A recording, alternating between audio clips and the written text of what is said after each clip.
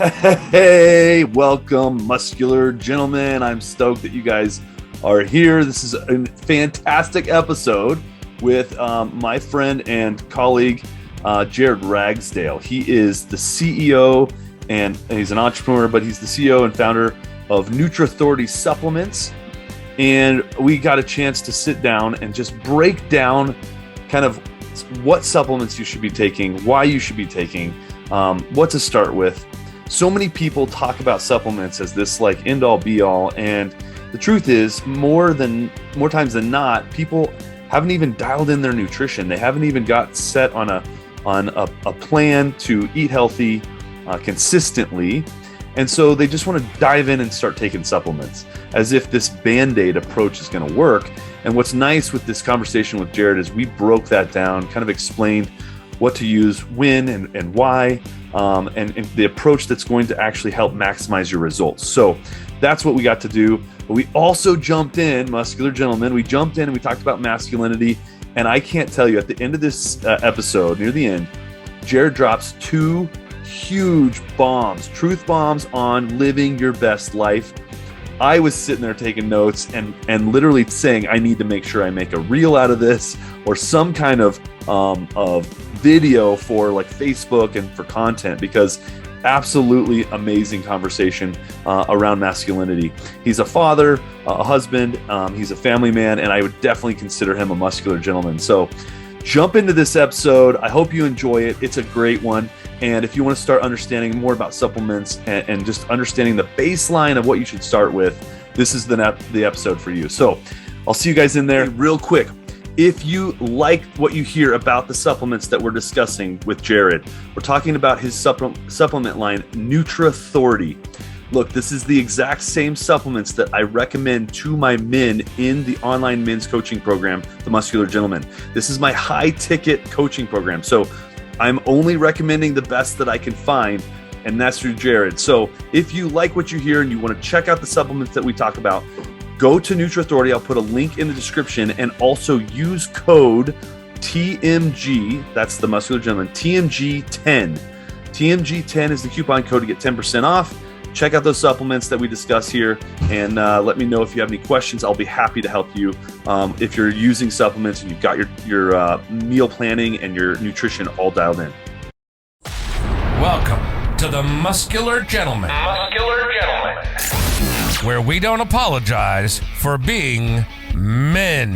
Masculinity, sex, fitness, and attraction. Helping men reclaim their masculine edge, improve their sex life, get the body they've always wanted, and master their mindset to build a life worth living. This is the Muscular Gentleman. And now your host, Rustin Webb. All right, let's get started. Welcome, Jared. This is a colleague and a friend I've known for quite a while. I've actually worked with him when I owned my gym. Worked with him back then, and then now I work with him with my online Muscular Gentleman program for men only. And I send all my men to get supplements through Jared. So Jared is the owner of Nutrithority, which is a supplement company that I absolutely love, and we'll go into detail why in a little bit here. But Jared, why don't you kind of tell the audience a little bit about you, how you got into supplements, and how it's going. We kind of talked before we started recording about how it's going. Yeah. So I'll into that too.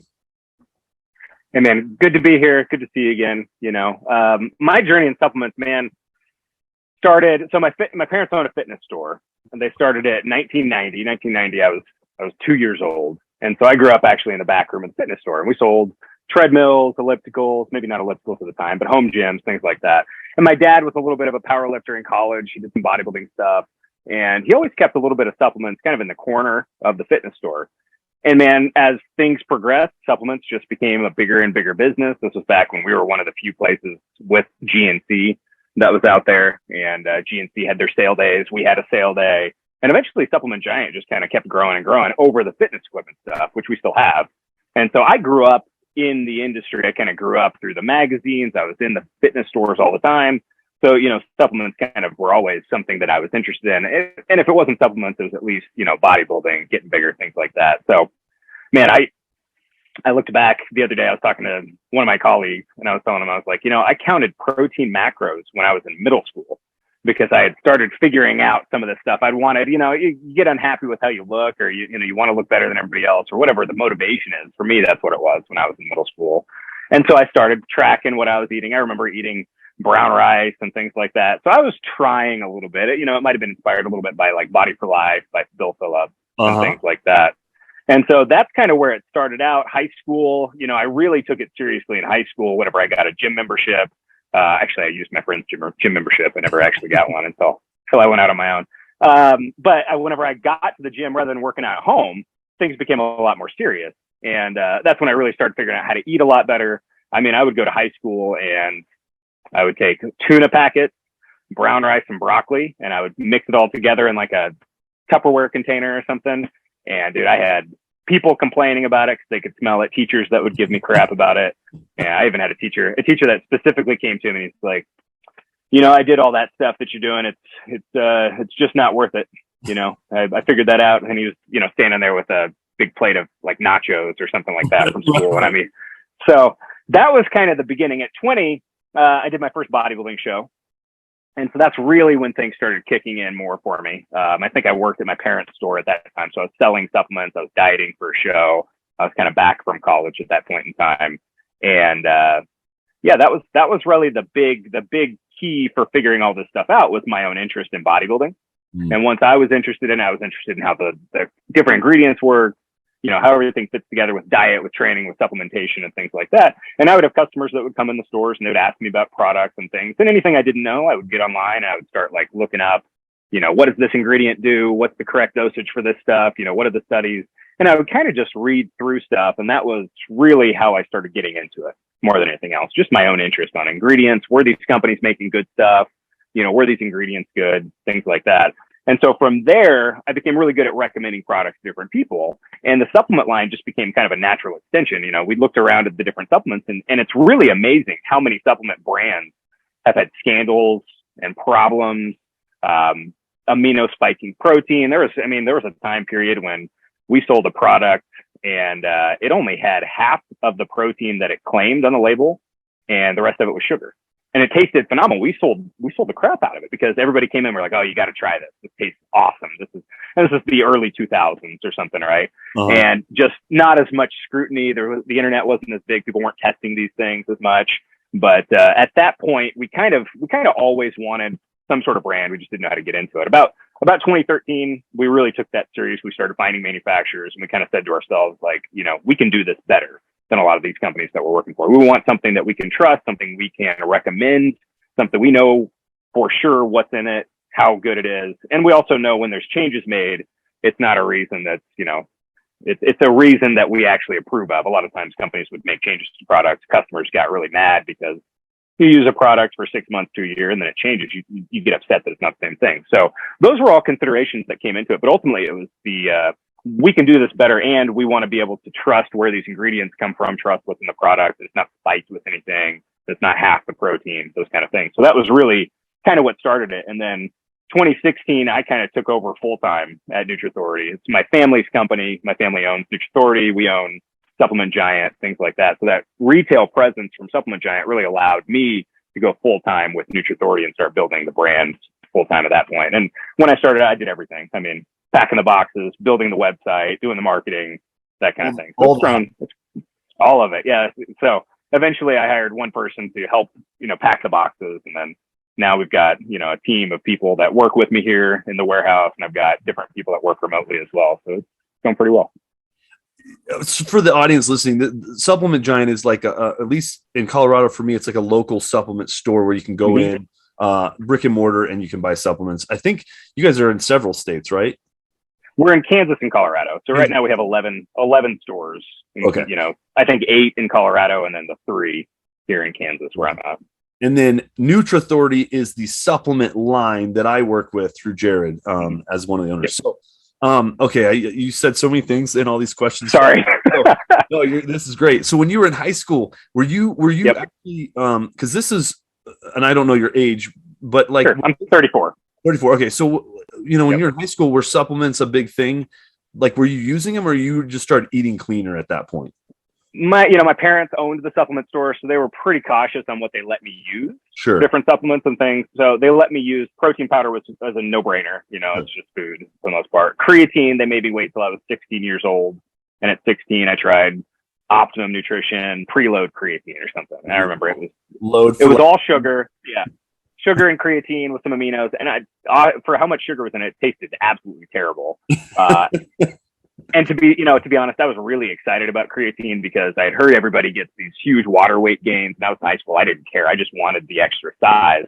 And I hardly got anything from it. I'm a very low responder to creatine versus a lot of other people that are out there. Got it.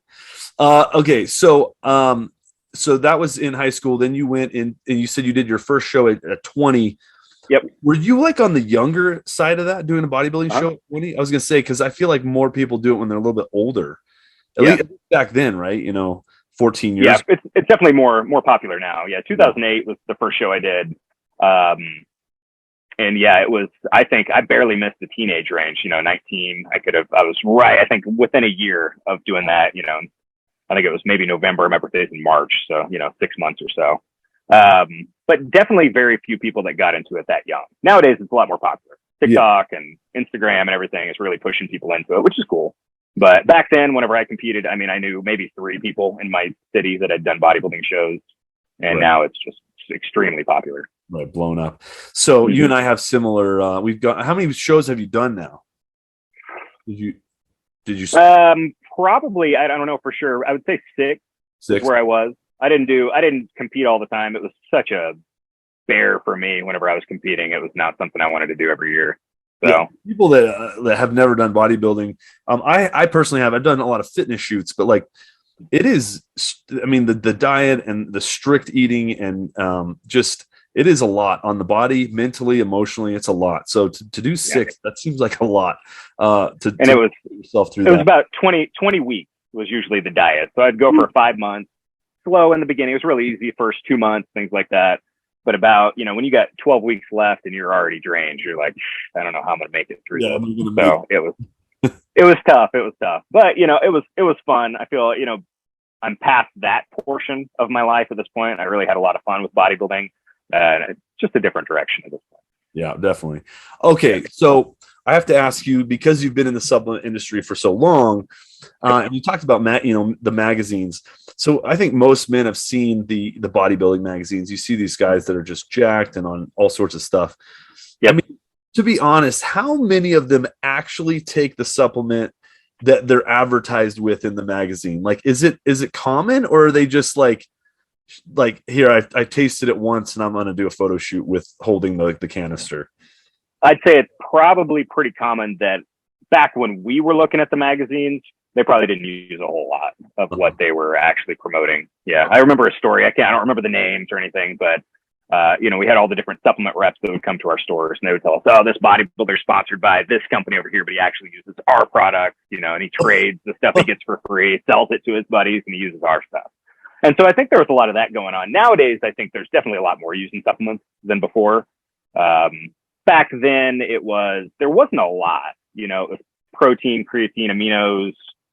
New pre-workouts were relatively new, that kind of thing. So there wasn't a ton, but they're definitely using more anabolics and things like that are going to do much more than a supplement would. Right, more than some watered creatine intake, right? Like So, okay. And with your company, we started to talk about this. I said, how are you doing? We started talking about the industry, and these companies that kind of blow up.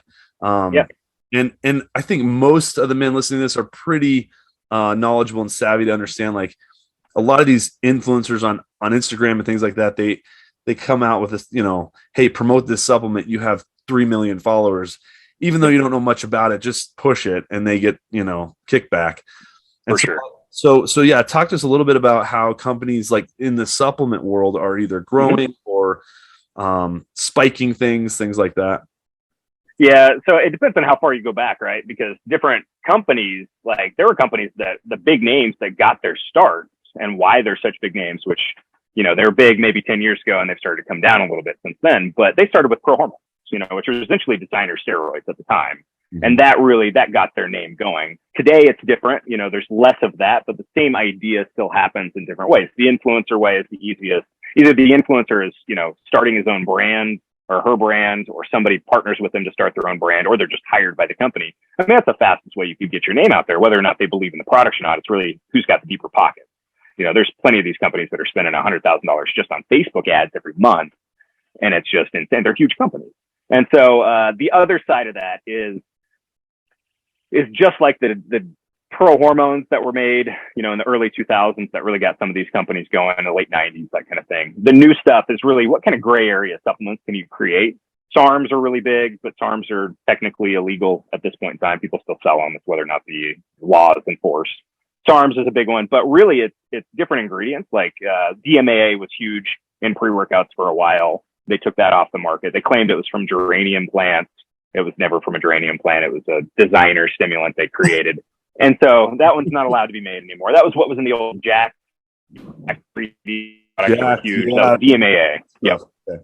So that gets the product going. Nowadays it's DMHA, which is again one of those ingredients that's not really approved. It's definitely not approved. Insurance companies aren't going to cover you for it. But if you put it in a pre-workout and you're selling it to different retail stores or you're selling it on the internet, it hits pretty hard. And for that reason, some people will get their foot in the door, because even if you say, hey, I've got a pre-workout with DMHA, well, you got an ear that's going to listen in the retail industry quite a bit more, which makes our battle a little bit more of an uphill battle, because all of our products are compliant. I'm not putting anything in products that I would have to take out even in a year or two. Like I formulated 1.21, our really high energy pre-workout, 5 years ago. Nothing's changed. Everything's the exact same, because when it worked great. And I don't expect anything to be taken off of there, but the government does come in and say, these ingredients are on the watch list. You should probably get rid of these. And then eventually they go to banning the different ingredients. So the game in supplements a lot of times is, how long can you get away with something like that to build your brand before you get caught or before you discontinue it and things like that. So there's a lot of that in the industry for sure. And do you see a lot of companies though that push like an influencer kind of rise and fall pretty quick too, because all of a sudden the market's like, this never really worked, or okay. I think the way I describe it to my team and the way I talk about it is that those are like the flash in a pan. Like they're there to make a buck. They're going to get to the top of the industry as fast as possible, and they're going to eventually.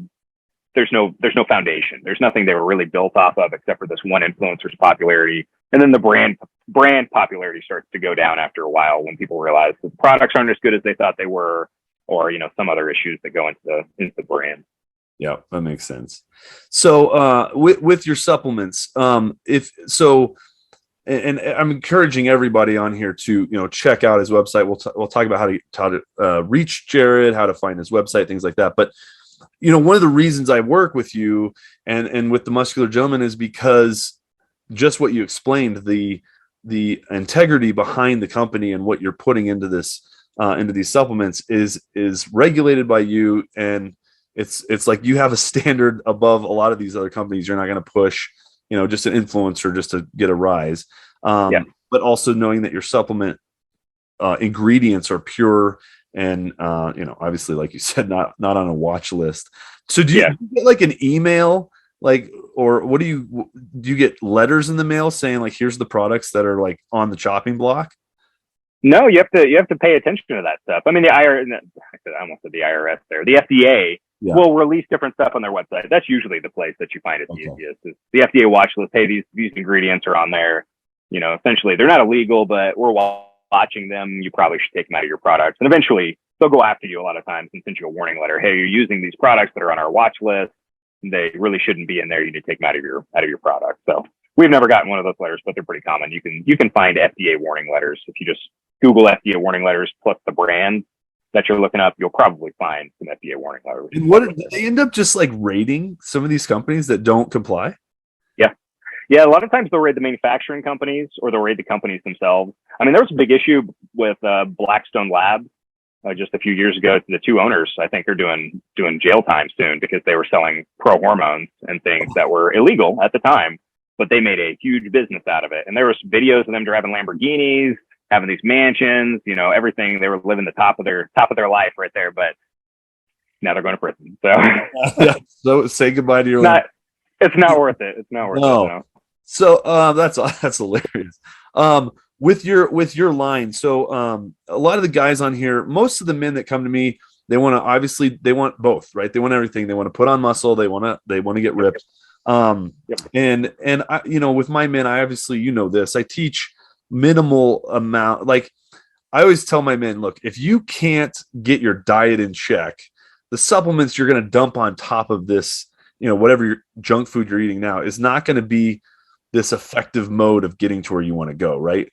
Like, Yeah. So let's get the diet in check first, then we'll add supplements as a way to, improve and make everything easier, better, all that stuff. So what would you say are kind of the best supplements, even from your line alone, for men to consider right off the bat? I'm really big on the foundation supplements, which are your protein powder is always number one. It's just a food source, just easy to get in. For ours, it's the quality of it. It's the digestion. That's all very good, very easy, and tastes great, right? So that's number one by far. And it's hard to say it's a supplement because it's food by itself. There's really not much added. It's food plus a little flavoring that we've added to it. And that's really all that's in the whey protein. Number two would really be a creatine product. I would say, creatine, I like, obviously our Creagon is the one that I'm a big fan of, but creatine in general, I think is the thing that most people would notice the biggest difference from, pretty quick. In fact, by adding it in, that kind of thing really makes a difference for people. And then after that, usually it's an amino acid product. So usually a BCAA or something like that, that'll help with muscle recovery. Those are my standards. Like if anybody's going to get on anything, that's like your top three that I think are the most important. After that, it kind of goes towards the goal. Anybody that's trying to lose body fat would still use protein, creatine, and BCAAs, in my opinion. Yep. Anybody building muscle would use the same three. So they're kind of year-round, foundational items. And those are the most important. They're found in so many different products. So it's really, how are you going to differentiate the products? How are they different from other people's and things like that? And a lot of times it comes down to the flavoring and, mixability and quality of the ingredients. So I use your Creagon. I absolutely love it. And your whey protein isolate. I always recommend the isolate to people because I try to put my men on kind of a lactose-free, gluten-free. Mm-hmm. I just want to take the inflammation that they've kind of done to their body with all the junk food and just inflame the body, let them feel better, get the digestion back, which can take a lot of time. So I try to take out those foods that cause issues. And it doesn't mean they're allergic to gluten, things like that. It's just, if I can steer them away from it, I can calm the system down for most of my men. Yeah, absolutely. You guys have a great whey protein isolate. I think it's called Isothority, right? Isothority. Yep. Isothority. Great protein. I love that. The creatine, maybe I'm misspeaking here, but isn't creatine like the most researched supplement like on the planet? Yeah. Creatine, I mean, maybe whey protein beats it or something, but creatine in terms of supplements, by far the most researched out of any of them. And they use the standard form of creatine monohydrate most of their studies. So, which we use a blend, creatine monohydrate is the most studied out of everything. But just experience has taught me that it's by itself, it's not the best. So many different people coming in the stores, had problems with, stomach issues from creatine monohydrate, which can give you diarrhea or bloating in your stomach.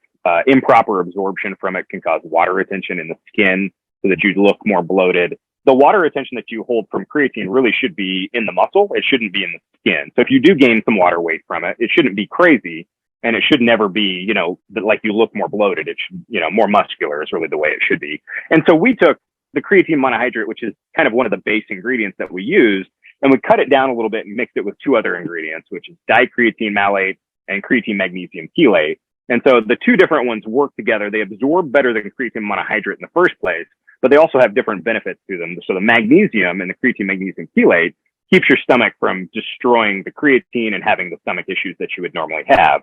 The dicreatine malate offers the malic acid that's in there that also goes into your Krebs cycle for energy production for ATP. And so both of those have their own unique benefits, plus the benefits of absorption. And then we also stacked it with an ingredient called Russian tarragon. And we used a form of it that's water soluble, mixes a lot better than a lot of the rest of them. And the Russian tarragon really helps the creatine monohydrate to absorb without a lot of extra sugar, because creatine monohydrate needs some sort of driver to get into the muscle. By itself, it just doesn't absorb very well, which is one of the issues that people have. And so creatine traditionally had to be mixed with sugar or something that would spike your insulin levels to be the insulin was the driver to push those nutrients, that creatine in the muscle. And so with Russian tarragon, we can get rid of that. It kind of works as that driver by itself.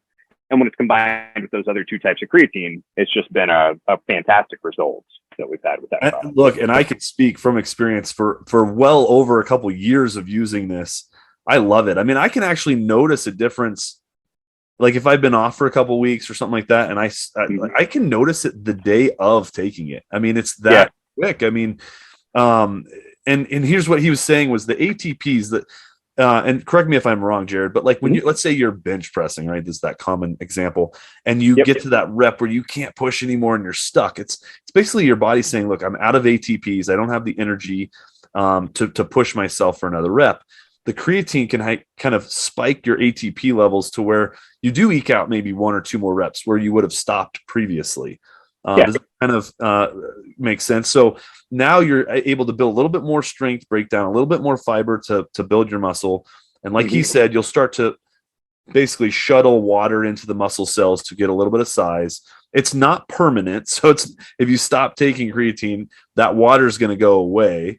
But it is a nice enhancer, and it does kind of help you eke out more reps and push a little harder in the gym, which is right, whether you're losing weight or not.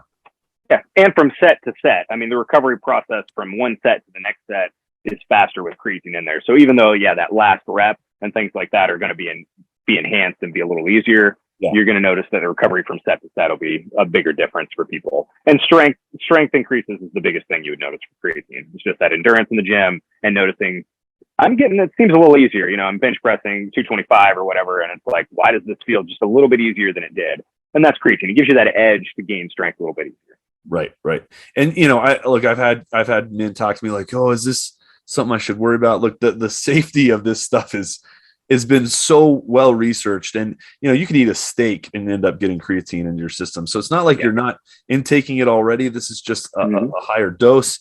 But the side effects are next to nothing, right? You're not going to, unless you just don't seem to, like you said, some people with creatine monohydrate get upset stomachs and stuff like that, but not going to take you further than that. So definitely. And there's about 10% of people that are creatine non-responders completely. So they'll try creatine. So if anybody watching this has tried creatine, didn't get anything from it, tried multiple brands, it's possible that either you already have a sufficient amount of creatine already in your body through the food or through your body's own production of creatine. That may be part of it, or maybe you just don't respond to it. There's about 1 out of 10 that don't get anything out of creatine. 10%. That's crazy. I did not know that. Yeah. That's interesting. Yeah. So I think it's high natural creatine levels. I think that's, if I'm remembering right, I think they already had it. So these people, if they never had creatine before, they may stand out from other people in their performance ability, in sports and things like that. Might have been a little bit better otherwise anyway. Right. And for those listening, I know I said you can get this from steak, but that doesn't mean go gorge on like a 32-ounce steak and think you're going to go lift really well in the gym. It's not quite like that. So it takes, if I remember right, it was about 2 pounds of meat, beef specifically, to get about that 5 grams of creatine. So you'd have to be 2 pounds a day. And there's some people that do it. Yeah, that's quite a lot. So you mentioned BCAAs. So the whey protein isolate, like you said, it's a food. It's a given. In order to get and most people, look, I think you're going to agree with me on this. I swear, every time I get people asking for help and tips on how to get in shape and feel, most people do not consume enough protein. I just can't stress this enough. If you're not getting protein in all your meals and snacks, you're probably not getting enough. It just seems to be on the low end for so many people. Even if you're not specifically watching and trying, there's no chance you're getting close. I mean, because once you start paying attention, you realize how much more effort it takes to get that protein in that you're trying to get in. I 100% agree. And that's what's frustrating as a fitness coach and trainer. It's like, even some of the people that I tell that to, then they'll come back to me like, well, I'm eating oatmeal for breakfast. I'm like, where's your eggs? Where's your protein shake? Where's the protein? We talked about this. And somehow it slips their mind. But yeah, protein. Yes. And that's why whey protein isolate or a supplement like that, it's just so much easier. A couple scoops, I get 50 grams like right into my system. And so, and two, the research out there, and I talk about this in my program with my men, the research out there showing that it's really not going to happen to hurt the body. You're not going to get too much protein. You're not going to damage the kidneys. You're going to have liver failure. None of these things are going to happen with too much protein, They've even done studies on the kidney question, because that was always the common one. If you take too much protein, your kidneys start to get affected, and your kidneys are the ones that filter protein out. But all the studies have pointed in the opposite direction, that there's no problem with protein. Yep. And that's the research. I actually found all the research and I put it into my program for like, look, go read. Right. I'm showing you meta-analysis studies. You're not going to hurt yourself. But if we over carb load, well, here comes the fat, right? Or if we intake a ton of too much fat, like there's just so many other things that they should be worried about than getting too much protein. Just go for it, But okay. So protein's great. The BCAAs, and you mentioned this as something that supplement companies were doing in a negative response to selling whey protein powders. They were spiking it with amino acids, right? Yes. And so can you explain a little bit like why that's an issue and the problem behind that? But also we'll kind of dive in why BCAAs are a great supplement to look into as well. Sure. Okay. So, I mean, the easiest answer is that not all amino acids cost the same. That's the easiest thing you could say. So certain amino acids like glycine and alanine and things like that are cheap, byproducts of other things that are produced, almost throwaway ingredients. In the scheme of muscle building, in terms of essential amino acid versus non-essential, they're non-essential. They're not your essential amino acids, and they really don't go towards the muscle building process. The reason they put them in the protein was because they can claim it as protein on the label. So if you put 15 grams of protein in there, and then you put 10 grams of aminos that are cheap, you can claim there was 25 grams of protein in there, and you just didn't know that you were getting aminos in there, because technically they're all nitrogen. It's a nitrogen test. So if you test for nitrogen, yep, there's 25 grams of protein, nitrogen in there for the product. So, legally it was correct at the time. I think they might have changed this a little bit. You may have to list it on your label. And even some of these companies will list them on their label as if they were some sort of added benefit, but really it was taking away from the quality of what you were getting, because it was not an intact full chain protein. It was just some extra aminos that really were not the beneficial ones that you needed. Yeah. So when you buy your protein, you're getting, if it says 25 grams of protein, you're getting 25 grams of actual protein, right? Which is, that's the goal of when you're purchasing a supplement. But BCAAs do serve an incredible purpose, and I use them through you guys as well. Those actually, the three you named are ones that I use continually. The BCAAs, I've tried, I don't know, dozens of BCAAs from different companies. Yeah. I always fall back to yours on taste and flavor. It's just always the best. But yeah, so let's talk about why BCAAs are so important for people to use, because I skip over them, or they'll read some article saying that they're not needed. Mm-hmm. I love them. I feel a difference. I know they're helping me. Yeah. So, BCAAs are one of those times where it wouldn't be a blanket recommendation. Everybody should always use BCAAs, because there are situations where the BCAAs are not as beneficial. But before I get into that, the BCAAs are, so if you took all of the amino acids in protein, right, and separate them out into the essential amino acids and the non-essential amino acids, the essential amino acids you have to eat through food, and then you can actually produce all of these non-essentials from the essential amino acids. So as long as you get the essential amino acids in, everything's taken care of. Most proteins, complete proteins like whey protein, have all of them, right? In the essential amino acids, there's three that are most responsible for building muscle, and that's leucine, isoleucine, and valine. And those are the three branched chain amino acids. So really what they're doing is, especially leucine, is kicking up muscle protein synthesis, your ability to build and recover muscle. And so you're spiking that level of muscle protein synthesis. So your body will use all of those other amino acids you're getting through protein powders, through chicken and eggs and all that stuff, and it uses those more efficiently to recover and build the muscle. So it's like you're priming everything so that you can recover faster with BCAAs. Now, in the situations where it's beneficial versus not beneficial for people, I think it comes down to the lifestyle of the person and the goal. For somebody that's eating an adequate amount of protein and is trying to bulk up and has extra calories for the most part, they're not going to get a huge benefit from BCAAs as much as somebody on the opposite end of the spectrum would. Somebody that's dieting, that isn't hitting their calorie totals as well, whether or not they're high enough on protein, those people benefit the most out of all of it. So in dieting phases, incredibly important. Bulking phases is not as important, but the biggest problem that we run into is that most people are not taking in an adequate amount of protein. And so BCAAs help you take that protein a little bit further by increasing that muscle protein synthesis. So if you are taking a little bit less than optimal, BCAAs will actually give you a lot more of a benefit than if you were taking a, full dose of protein, whatever your body weight is or extra per day in protein. Yeah, it's funny because I don't ever really go into a bulking phase. I just, I'm always trying to stay lean and shredded. And so for me, I feel like I know I get enough protein, but I notice a significant difference in recovery and in DOMS, right? That delayed onset muscle soreness. I don't know why, but if I make sure I'm upkeeping enough of and like you said, I am still getting BCAAs technically, even through the protein powder.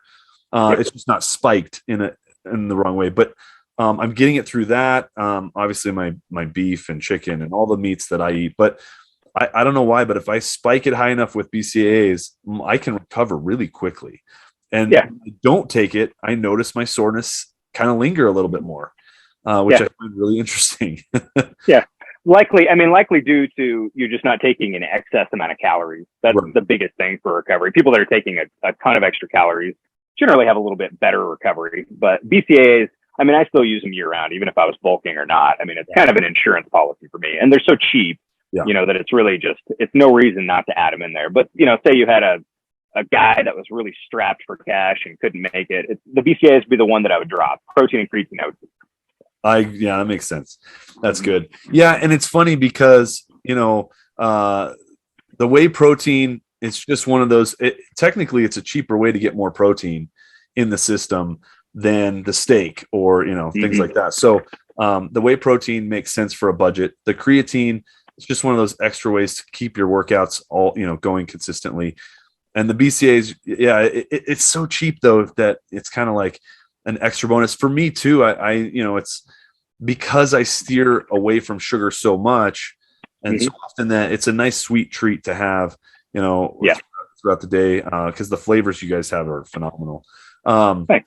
So those 3 supplements. Now, again, I'm going to repeat this because the men listening somehow are going to get excited about these ideas. But if you're just eating McDonald's and fast food and you're just going through life eating all this fast food, adding even these supplements are not going to do anything because it's like somebody saying, oh, I drink a bottle of Jack a day and I smoke 2 packs of cigarettes. But if I add flaxseed to my cereal, am I going to get better? No, you're not. You're not going to get better because we haven't addressed the main issues, right? So address the food first before thinking that the whey protein shakes and the Creatine are going to do anything special with this terrible, terrible diet. So once those are in check, these will actually make a big difference and they'll help you eat well. So it's not like you can't purchase it and start a good diet. Just don't think that putting it on top of junk food is going to fix anything. Yeah, definitely. And you notice the differences the most, in my opinion, when you get the diet right and you start seeing the results and then you add in the supplements and they just kick it up even higher. They work synergistically, but the supplements by themselves, they're just not strong enough to make that big difference. The things that are that strong are truly just not legal at this point. It may not be healthy for you either. And so you got to find that fine line of how do you add extra or supplement your diet and get more out of it. But it's not a diet replacement or anything like that. Right. I agree. I think that's one of the most common things that I see happen is people jump to the supplements before even addressing just the basics, right? The foundation. Absolutely. Now, when you are in check, your diet's clean, your body fat's where you want it to be, and you're taking these main 3 supplements, the whey protein or the Isotherity, the Creatine, and the is it amino factor is your amino factor. Yep. Those 3. I have to bring up Main Brain because this is a supplement that Jared has sent to me, and I noticed a huge difference in the gym. Again, my diet's in check. I'm consistently lifting 5-6 times a week, but when I'm on that stuff, I don't know what's happening, man, but it's amazing. my rep counts go up. I actually feel I'm having to add more weight. But I noticed a significant difference about 2 weeks into taking it. What's happening with this stuff? Because it's clean, I don't have side effects. I think the only side effect is maybe once or twice I've gotten a headache. And I don't know if that was hydration problems or what, but It could be. So the three ingredients that are in Main Brain, the whole idea of Main Brain was a physical and mental performance enhancer. That's not caffeine based. It's not stimulant based. It's not a pre-workout, but it actually helps you perform better in the gym, in the office, on the field, wherever it is on your day-to-day life. So the three ingredients, one of them is lion's mane, which is really good for mental focus, for memory enhancement, for things like that. It's really kicked things up there. They've even found it as beneficial to fight Alzheimer's and dementia and things like that. So really good ingredient for that mental focus, to push you through your workout, to, you know, get all your stuff done throughout the day. And then the other two ingredients are really the performance-based ingredients. So there's Pico 2 and Elevate TP. And Elevate TP works not like creatine, but the same end goal is to increase ATP production, right? So you're increasing more of that usable energy source that you can have for those quick, you know, bursts of strength in the gym.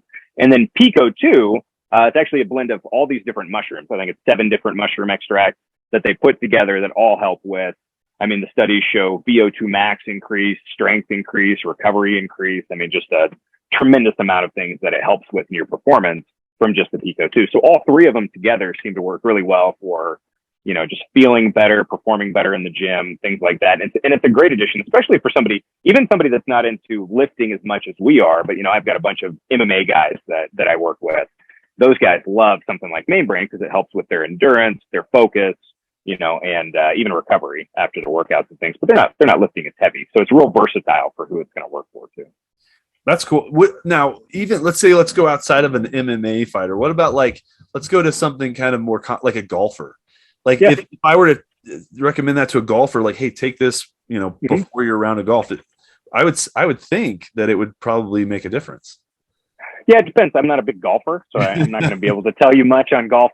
I think the mental clarity aspect, for sure. That's where they think, and golf is definitely going to be more of a mental game. I mean, I'm sure there's lots in the mechanics of the game, but I imagine a big part of it's mental. That's where it's going to help the most. I think it would benefit more for somebody that's doing a strenuous exercise, going for a heavier weight, things like that. So it would help somebody that plays basketball more than maybe a golfer or something like that, to be able to run up and down the court and keep up with people, feel better when they're doing it, that kind of thing. Got it. Okay. But yeah, I mean, I just in the gym now, is that common for like a 2-week kind of response rate, or can people notice it right away? For whatever reason, the biggest jump for me was about 2 weeks in, where I just was like, wow. Okay. So lion's mane would be possibly the same day you take it. Okay. That would be the one ingredient I think you would notice maybe the day you took it. Maybe you have a better mental clarity. Maybe you concentrate better, whatever it is, but it gets better as you take it longer on that ingredient. The other ingredients like Pico 2 and Elevate TP, I don't remember the exact time frame for results, but they were relatively short. Something like 2 weeks was the time frame that they tested. So it's not a long-term ingredient for results or anything like that. I love that, because there's so many supplements out there that are like, you need to go through about 2 or 3 bottles before you start seeing something. I'm like, I don't have time I don't want to waste money doing that. No, I mean, no. I did notice stuff really quickly for that, which was awesome. That's awesome. Same with the listeners, you know, the whey protein, the Creatine and the Bcaas, those are all immediate too. You don't have to go through jars of this stuff to get the response for that too. But yeah, the Main Brain. Now, there was another supplement that I take with you guys, and I call it my like Power 3. So I take Main Brain, I take your Creatine, and then I actually I think the Creatine I use is flavorless because I mix it with a caffeine-free pre-workout, and I'm spacing on the name. It's literally pump capacitor. Yeah, pump capacitor. I don't know why, but if I take those 3 about 30-40 minutes before my workout, it's on. I mean, my headphones are in, my hat's low, I'm not looking at anybody, and I am like, I go to town. So can we talk about that one? I like the caffeine-free options for people, just because the stimulants, I kind of try to steer people away from it, but that stuff works. I mean, that's amazing. Yeah. So there's 2 products. There's actually Pump Capacitor and Mr. Fusion, and they are identical in every way except for the caffeine. Okay. Because my experience in the store, we had people that would, so one brand, for example, you know, back when I was in the store, had a caffeine-free option in the same product. So as if it was Mr. Fusion and Mr. Fusion caffeine-free. And I got people that would buy the Mr. Fusion caffeine-free all the time on accident. They bring it up to the counter, and I would be chatting with them. I'm like, did you know this is the caffeine-free one? oh man, thanks for telling me. I had no idea. And so it happened so often that I separated the two names. Okay. And I made Mr. Fusion with a little bit of caffeine. That's really about 150 milligrams of the time released. So pretty smooth, nothing crazy, more for focus. And then pump capacitor without any caffeine in there. And so the whole idea behind pump capacitor is to enhance muscular endurance, to push you through your workout, to give you better blood flow, muscle pump, endurance, strength, and a little bit of focus to really push you through the workout and have a better workout, but without any caffeine, without any stimulants that are making you do that. So everything going on behind the scenes is really supporting the muscle, supporting your body while you're working out, rather than just stimulating it and making you just crack out and work out real hard because of that stimulant effect. I do like that the release that you're saying, that time released caffeine, because I've taken pre-workouts. I'm not a huge pre-workout guy. The pump capacitor stuff is spot on for me. I love it. I never, but like the jittery feelings that people get, I'm assuming you avoided that by doing that release, time release with the good. Yeah. And technically we've got 5 different pre-workouts now, because you got to make stuff. Everybody likes different things, right? Sure. So I've got the 1.21, which is for our, stim junkies. They want that small scoop with a ton of caffeine, and they want to take that before they go to the gym. And that's what pushes them through. And that's what they like. So that's what I designed for them. Then you got Mr. Fusion. I really designed Mr. Fusion for me more than anything. I wanted a little bit of caffeine, time release. I wanted great muscle pumps, endurance. But then at the same time, I wanted to use it sometimes late at night. So pump capacitor was really what came from that. So I created those two kind of from that same idea. But now we've got Giant's Brew and we have Cardio Flux. So Giant's Brew is kind of like if you took Mr. Fusion and you took 1.21 and you kind of like put them together and added some extra stuff and try to make it as strong as possible, right? So high pump, high endurance, high stim, hydration blends that added into that one, that kind of thing. And then Cardio Flux is for the people that are wanting to do different workouts for fat loss. Maybe they're focused on cardio, maybe they're focused on circuit training. Their real goal is just losing weight and it's not anything else. And that one helps heat you up, burn more calories. You're going to sweat a whole lot more. There's some different ingredients that really heat you up and cause some extra sweating. So you'll be hotter when you're in the gym, but for a good reason on that one. Sure. So that's kind of the 5 different ones that are out. That's awesome. Yeah. Pre-workouts are definitely a thing. We didn't have that growing up. There wasn't like a pre-workout. You had creatine, but there wasn't a pre-workout thing going on. Now it's like all the craze, right? Absolutely. But yeah, I mean, I'll be an advocate for it, especially for like I don't love the gym or the stim junkies. I try to tell my man, let's come down a little bit. Let's stay level. But, your pump capacitor and even what you just said, the Mr. Fusion, great concept. And I have nothing against caffeine. I'll intermittent fast from caffeine. I'll take like 30 days, reset my system, but I still use caffeine because it's effective. But I try to clear my system every once in a while, like twice a year. I'll go 30 days off. And then I come back on. I'm like, oh, that stuff works. So yeah, I think caffeine's fine. It's just, I do think that most people need way too much. And kind of there's a level of use and then there's a level of abuse. And I think most people are leaning towards abuse. And they'll take my 121 high energy and they'll drink energy drinks throughout the day and things like that. It's just a recipe for your adrenals not to respond to that kind of stuff. Eventually, and to be fair, my first bodybuilding show, this happened to me. I was a month out, my first bodybuilding show, and I was just in this fog, this haze. Like I was halfway awake the whole time. I couldn't quite wake up, and I was like, man, I do not know what I'm going to do. I drink an energy drink or I take caffeine or, something like that. No effect. Like it wasn't even getting me to normal at that point in time. And I actually had found a product that helps to support your adrenals and give you some of the extra help for your adrenals. And I started taking that, and within 3 days, I noticed a huge difference. Oh, that's the only way I finished that show. I don't know if I would have otherwise, but you can definitely go way too far on caffeine to the point where it's going to just shut down and you won't get anything out of it. I'm going to try to use this as a reel because that's a great quote. There's like effective use and there's abuse, right? Like for sure. And that can go with so many things in life. I mean, there's something where it's like, this is going to work and it's effective, but now we're abusing it. Like it's taking it too far. So that's great. And even the use of it, eventually you're no longer getting that bump from it. You're actually just going back to normal. Caffeine for most people brings them back to that baseline normal level for them rather than taking them into a new level of performance. Right. So I do want to talk about a little bit, because the supplement industry is very interesting in the sense that it's not regulated. I mean, I know the FDA is like looking for what not to have in your stuff, but they don't they don't regulate the purity levels Yep. quite the same. I mean, somehow these spiked companies with proteins were somehow got found out, right? But Yeah. everybody has these third parties. Can you tell us a little bit about how Nutrithority maintains your purity levels and, you know, Mhm. the integrity of the company? Yeah. I mean, on the front end, every time ingredients come in, and now this is done at my manufacturer, it's not done by me personally, because we use contract manufacturing where there's guys that set up these multi-million-dollar facilities. They're the ones that are making your bottle. I'm not making it here in my warehouse, putting stuff in your bottles or anything, which is good. You don't want me On your making it. kitchen They're the table. ones.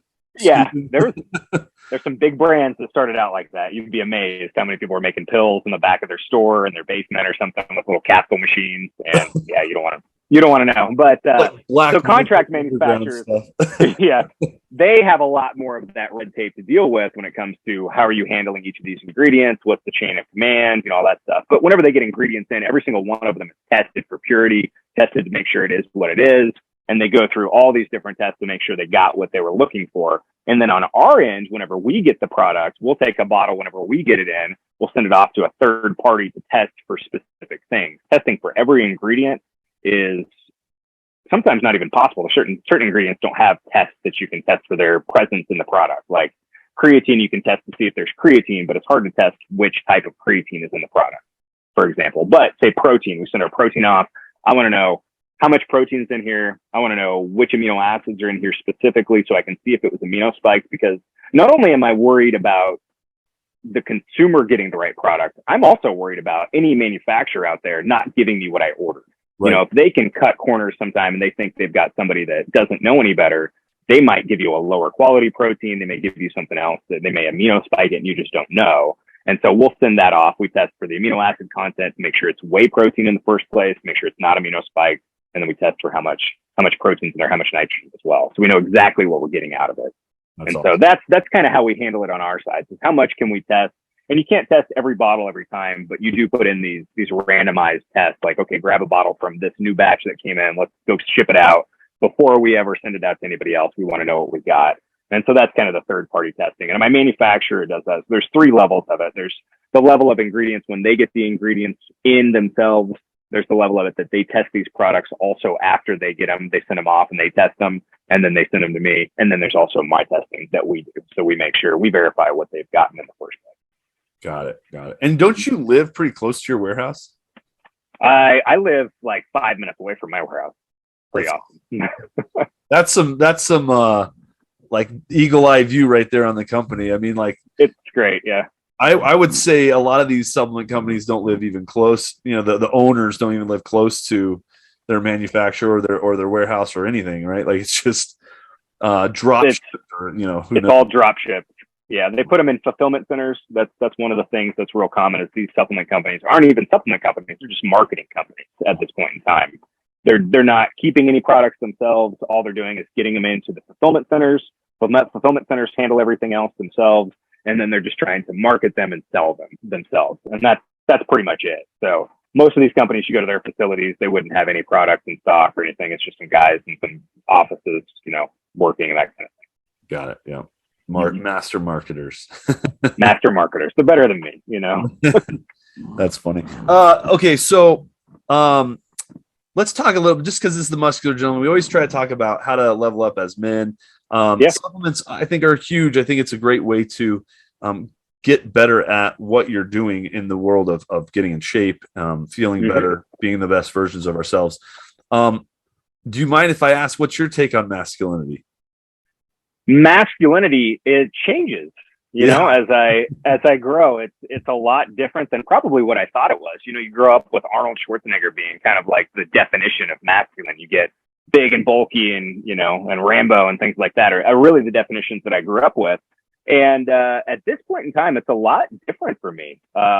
Even in terms of business, it's really, I mean, the most important thing is taking care of my family, obviously, but I think that's lost a lot. People will put their own personal pursuits in front of family time and things like that. And they'll use that as an excuse for not engaging with their family, spending more time at the office and things like that. And I mean, these days, a big part of it is teaching my kids how to grow up, how to be a man. And there's a lot of it that you're not taught when you're growing up, how to deal with emotions. A lot of people are shoving emotions down, that they're not experiencing things.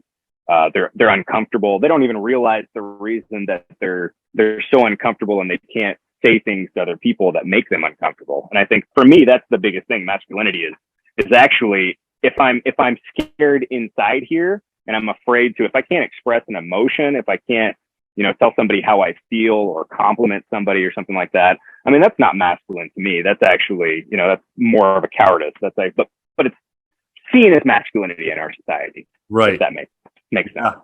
Yeah. It's funny.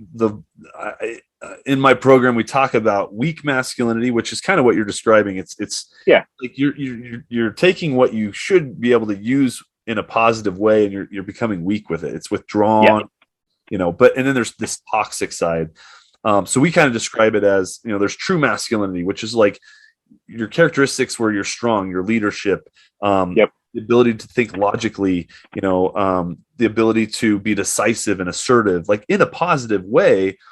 But you can take those and you slide it toward that toxic side, and it's now you're controlling, you're abusive, it's this toxic masculinity. And then on the other end, it's like you said, withdrawn, scared, weak.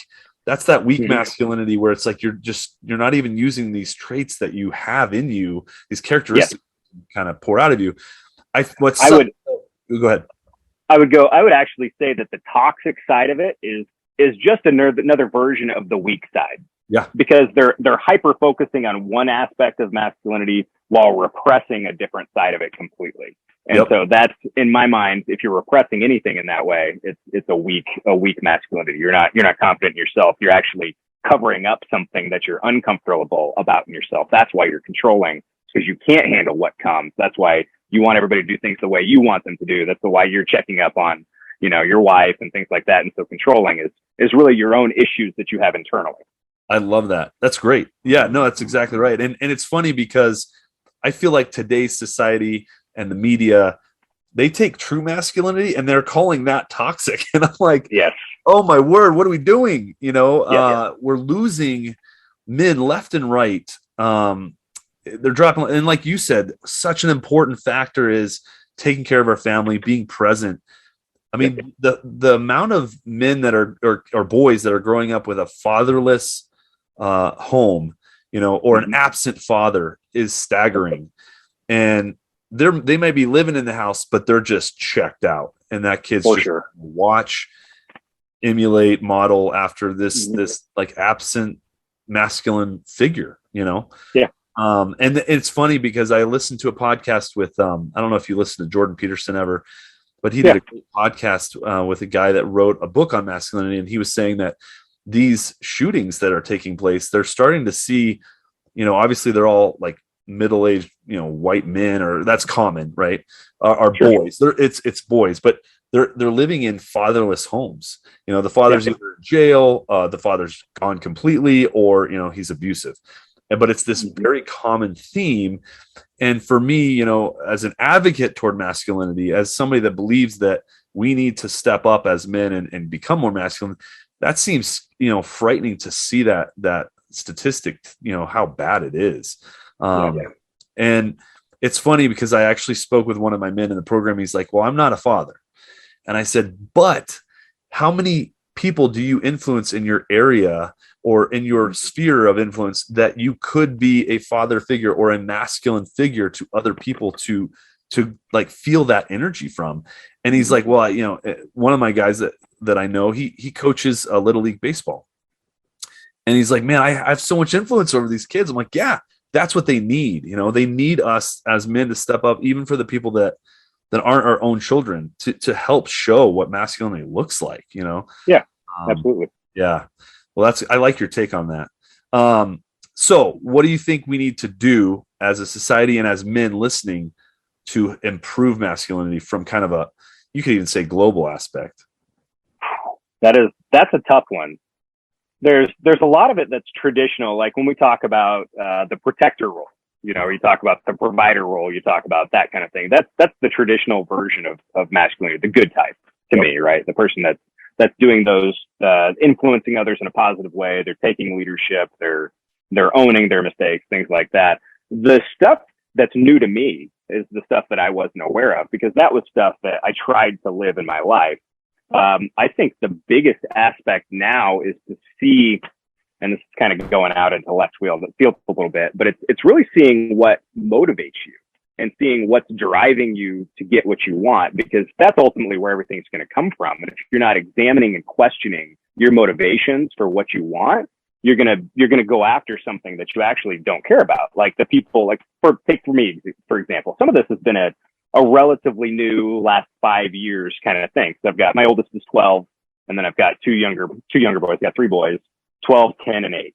And so at a certain point in my life, it was, I need to work, I need to make money. I need to build these companies, and it's worth it for whatever sacrifice that I'm making. And I think that's a traditional view of masculinity in the home, is that it's, well, we're a provider role. We need to do all those things. But for me, it was actually seeing that was more of a detriment than it was a help. I need to back off. I need to stop working so much. I need to be with my kids more. I need to be more present with my kids. I need to know how to deal with my anger, my emotions, or really what's driving me to think that I need to, do bodybuilding shows instead of just staying healthy, because bodybuilding to me is a little bit more status based than just being in shape and being healthy. Well, if the status is driving me and I'm not examining that, I'll sacrifice time with my kids to go be a bodybuilder. Right. I'll sacrifice the right decisions to go in and do the things that are self-indulgent and things like that for myself. So I think really it's kind of a roundabout way to answer your question. But the thing that's really been the biggest for me lately is questioning all of my beliefs and questioning all of my decisions that I'm making and my motivations to see what angle am I coming out of this from? Am I trying to just, make myself, more grandiose, higher status? Or am I actually, helping my kids, helping other kids, whatever it is, lead a better life, understand how to process things? When you tell a kid to, a kid's looking for approval from you. So like my kids come to me, they're looking for approval. You shut them down, and you do that enough times. Eventually there's this mechanism that they start to have these beliefs about themselves. And that, I think we all grew up with that. Our parents either not giving us enough attention or the wrong kinds or things like that. And I think that's the area that we can all improve the most. I think if we paid attention to that, society would be so much different. How we address, when my kids come up and talk to me, if I'm busy, do I just halfway listen to them and ignore them? Or do I give them the time of day? Do I actually, chat with them? Do I make them feel important? Or even whenever they're feeling scared or something like that, do I just brush it off and say, oh, there's no reason to be scared. What are you scared for? And it's like, which is just shutting down the way that they feel, rather than be like, okay, what's going on, man? Why are you so scared? Okay, let's feel what this feels like to be scared. And then that's okay. Because I think when you're afraid of how the feeling feels is whenever you're not a masculine person. Whenever you can handle whatever that feeling feels like and deal with it, then it's a completely different type of masculinity. And so that's why I said it's a roundabout way of answering your question. But I loved everything you just said. That was so good. And here's what I heard you say. You nailed this on the head. People need to understand that they have a purpose, and they need to figure out what that purpose is. Because if you're living out of that purpose, everything else starts to make sense. And then the things that you shouldn't be doing because they're not aligned with that purpose, they you can push them off to the side. And so I really think masculinity does start with, what's your purpose? Why are you here? And when you can answer that question with some certainty, you can start living life with some conviction, and everything starts to flow. You're in alignment, right, with what you need to be doing, and you can immediately start to see what's not in alignment with a purpose. With no purpose, which is where so many people live out of. It's like, and I've said this in other podcasts, it's like you're living the 9 to 5 and you're trying to collect as many toys as possible before you die. And just fill yourself with pleasure, right? Vacations and, crazy food, like all it's just pleasure-based living, and how many toys you can collect. That's not purpose. And that I can promise, I have certainty that I could tell every person on this earth that that's not their purpose. They might argue with me, but I truly believe that's not their purpose. So I think that's, such a good key point, though, is now you can start to align with, like you said, why you should be doing something or why you shouldn't be. Was bodybuilding really your deeper purpose? Probably not. But it also enhanced what you did from selling supplements, things like that. But For sure. But now it's like, okay, I have deeper purpose, my kids. And still, like, your supplement company is so amazing because you're putting out a product with purity and integrity, in a world, or I'd say an industry that likes to kind of skate us around that, so it's nice to have a company like this out there that I can recommend with integrity and with certainty that they're getting what they should be getting, which is really cool. But I like that. With the kids, I struggle with that. I try to tell myself constantly, like, okay, they need reassurance right now, and I need to be present with them. But it's hard, as an entrepreneur, this. Mm-hmm. We get distracted so quickly, and there's so many things on our to-do list that's like never ending. And they're just looking for that security. I like that.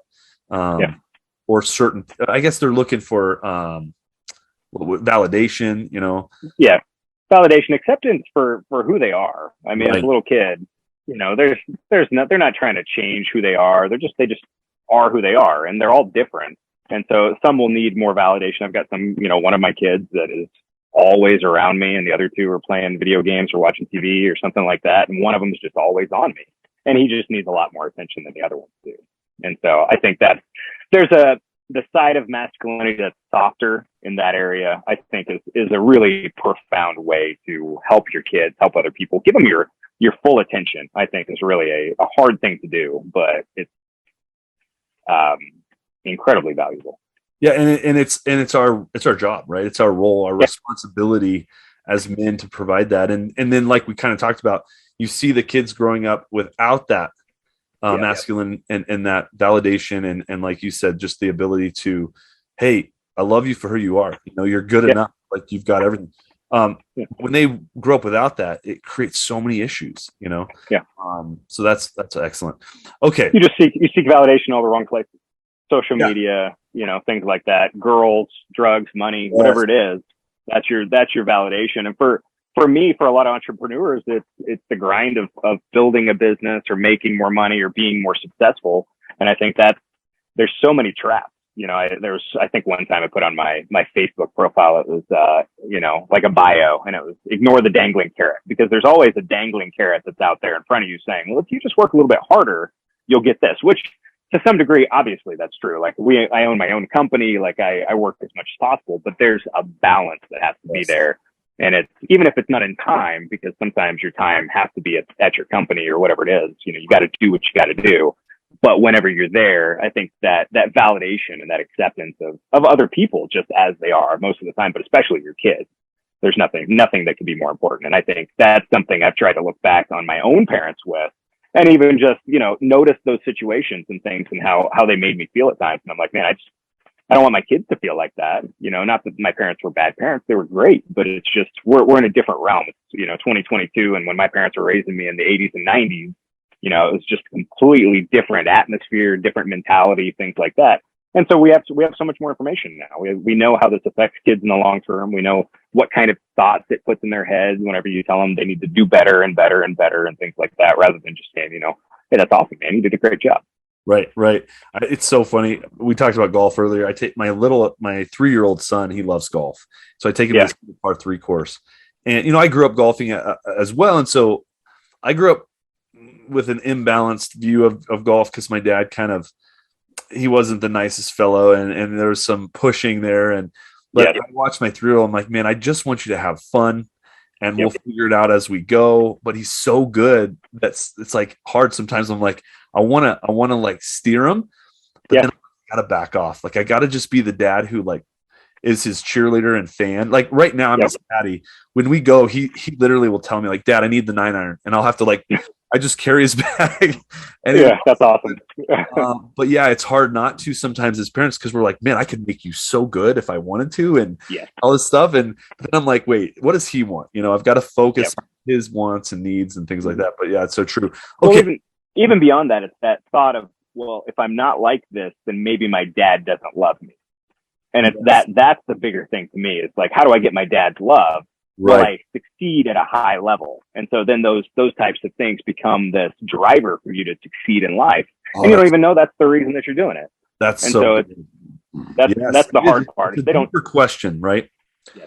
Yeah, and it's interesting. I find, how often do I validate for an accomplishment versus just validating for being who they are? Yeah, such a good point there.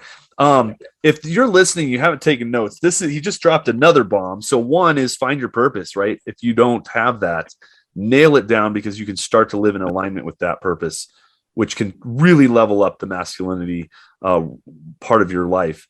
The second thing he dropped was, oh my gosh, I can't forget this. I should have wrote it down myself. Validation. Are you seeking validation externally from women, whatever else, right? Like your job, all these things. Figure out where you're getting your validation, because if it's internal validation and you can literally just be confident in your own skin and you don't need to seek this external validation, again, you're going to be stepping up that masculinity inside of you, because you're not seeking it through the wrong places. So two things I think are huge that you just dropped for men listening to pay attention to. I mean, I would address these immediately as a man to basically level up right away with just those two questions, and just starting to seek the answers for those. That's awesome. I love it. Jared, let's talk about where people can find you, your supplements, all that stuff. I'll make sure I drop this in the podcast itself, but if you could just let the audience know where to find you. You can always go to Nutrithority.com if you want to. If you forget everything else, go there and fill out a contact form. That'll go to me. But you can always email me, Jared@Nutrithority.com. Find me on Instagram @Jared Ragsdale. That's probably the easiest way. Okay. And then your website is? Nutrithority.com. Nutrithority.com. Did you already say that? I did. Okay, yeah. Sorry. I'll make sure I put that too in the video. But yeah, so Nutrithority, what I love about this, I send all my Muscular Gentlemen to him, and they literally get responses back from Jared on any issues, if there's something to do with shipping or whatever. If there's anything, he's there, and it's amazing customer service. So I would not recommend anybody else. So thank you for being on this show.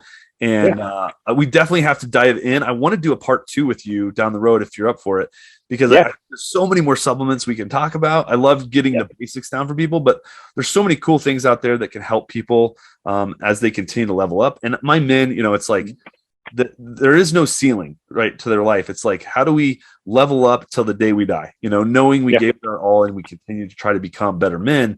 And supplements are just one of those ways to help move us along as well. So I appreciate all the stuff you just dropped. That was fantastic. And we'll definitely have to jump in more with the masculinity, because I love your take and the advice that you dropped. That was great. Thanks. I appreciate it. It's great being on here. We have a good time chatting. Oh yeah, for sure.